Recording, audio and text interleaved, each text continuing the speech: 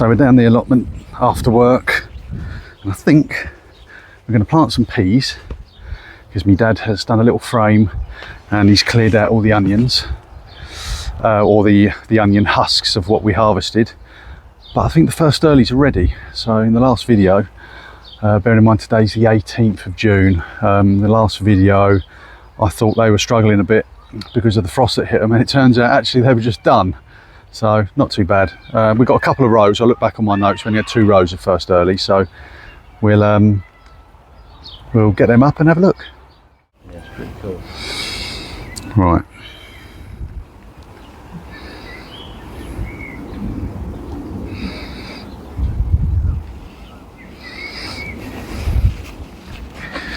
So we've got, let's try our very first early. So, from what I see, you just give your fork a wiggle side to side so you don't stab any, and then loosen up the and I think that's literally it. Oh look, it's our first potato.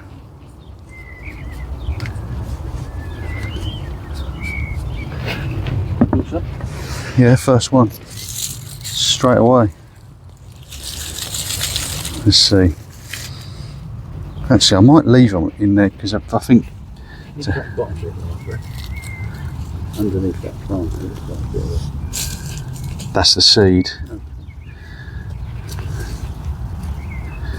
I'm gonna find them all.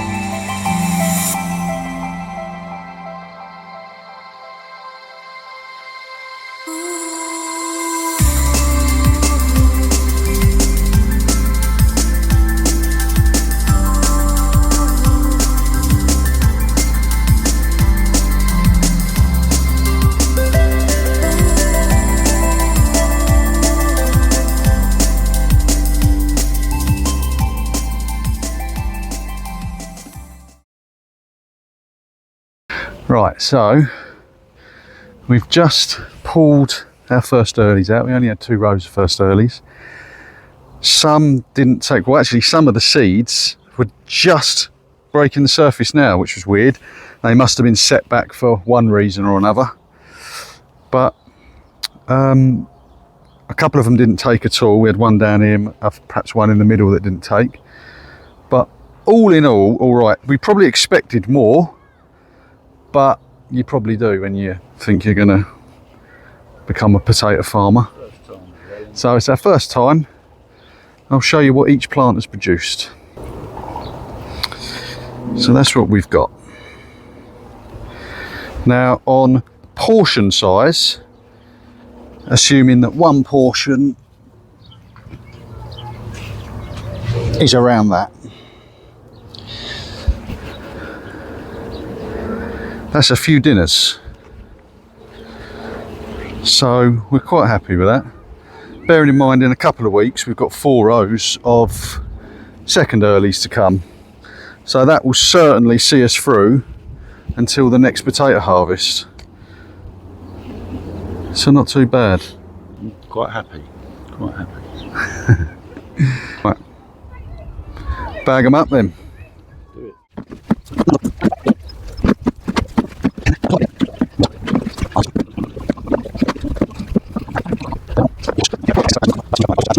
Fred. Yeah. And I like the name as well. Yeah.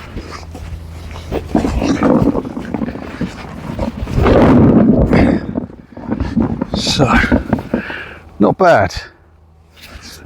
Not a bad haul for 2 little rows. That's certainly more than the seed potato we put in.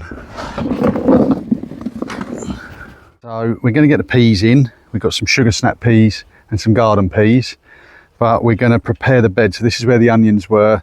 The onions done all right, but we didn't do anything to this bed. We just put the onions straight in because they don't need tons of nutrients. So we're going to dig in a bit of well-rotted manure that we've been saving up all winter, and it's just gone all black and nasty. So we're going to put that in, dig that in nicely, give it a good drench,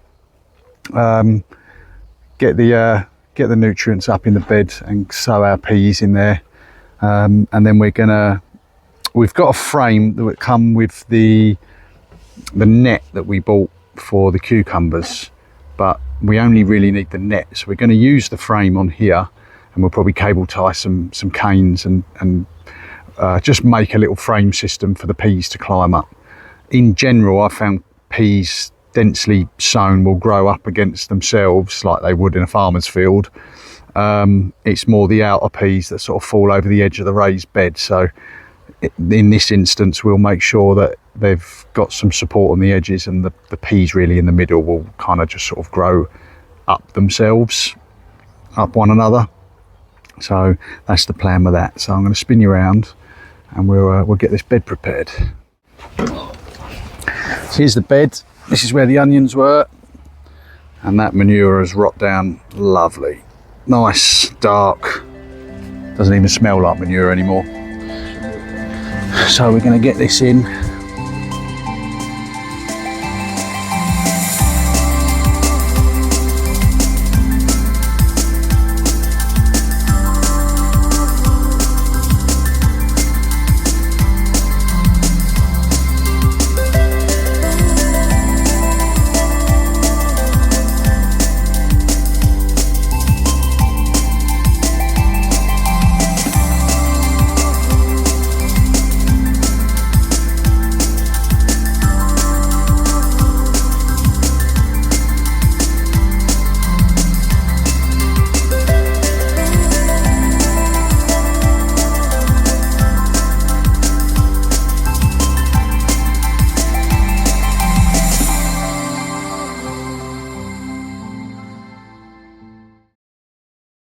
At least you know where the plants are then as well. Yeah, I don't want to sort of put them in advertising what I'm doing. So we're going to leave the frame there. What we're going to do is sow a load of peas, and then the supporting canes that we put through on this we'll do once the seedlings come up, because then we can get them perfect and know exactly where these plants are going to need their support. So I'll get the seeds now and we'll sow some. So we've got our peas. We got King's seeds. We've done well with King's this year. It's our first year on the allotment, so it's the first year we've been able to use King's, and so far so good. We've not really had any grief for their seeds at all. So we went with King's. We've got a snap pea, or a sugar snap pea as we call it. So April to June. We're June the 18th. and again sow April to June. This is a Deuce Providence pea. This is like a garden pea, so let's get them in.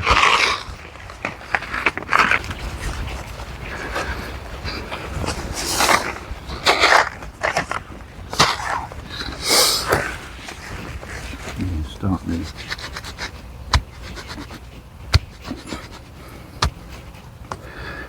And come back about 6 inches. Across, and then I can do something more. Yeah, do it, wouldn't it?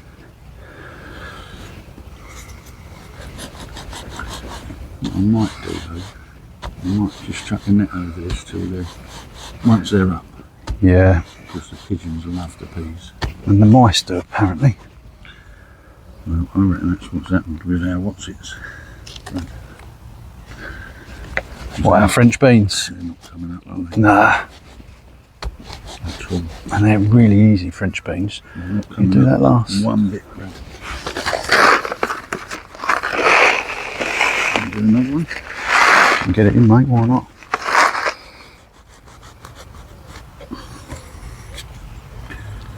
How far apart? 100 mil.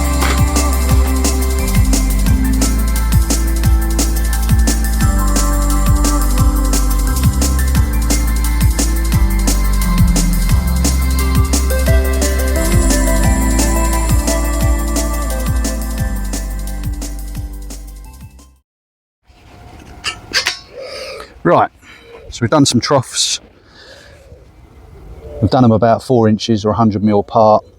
So this half here is the sugar snap peas and this half is the garden peas. Difference being, we will pod these ones and you eat just the peas. This one you can eat the pod.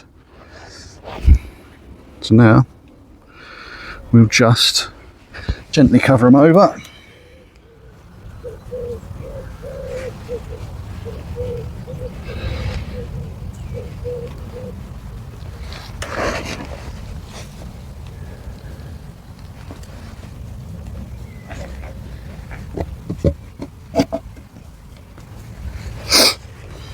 There we go.